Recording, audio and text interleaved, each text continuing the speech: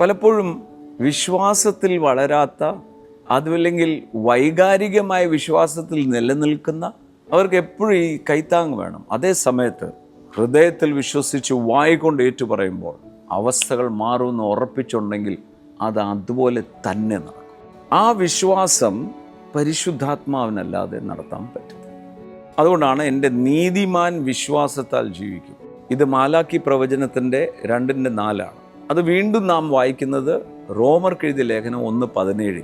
സുവിശേഷത്തിലൂടെ ദൈവത്തിൻ്റെ നീതി വിശ്വാസം ഹേതുവായി വിശ്വാസത്തിനായി വെളിപ്പെടും. വീണ്ടും ഗലാത്യർ 3 വന്ന് പറയാണ് എൻ്റെ നീതിമാൻ വിശ്വാസത്താൽ. എബ്രായർ 11:38 എൻ്റെ നീതിമാൻ വിശ്വാസത്താൽ ജീവിക്കും. വിശ്വാസം എന്താ? കാണാത്ത കാര്യത്തിൻ്റെ ഉറപ്പ്. എൻ്റെ നീതിമാൻ വിശ്വാസത്താൽ ജീവിക്കും എന്ന് പറഞ്ഞാൽ തൻ്റെ അടിസ്ഥാനം എന്ന് പറയുന്നത് റോമർക്കെഴുതിയ ലേഖനം 1:17 നീതി. ഞാൻ ദൈവത്തിൻ്റെ നീതിയാണ്. That boldness, my riches shall be bold as a lion. എൻ്റെ നീതിമാൻ ഒരു സിംഹത്തെ പോലെ ബോൾഡായിരിക്കും. നൗ ആ ബോൾഡ്നെസ്സിലായിരിക്കും ഈ ലോക ജീവിതം നയിക്കുക.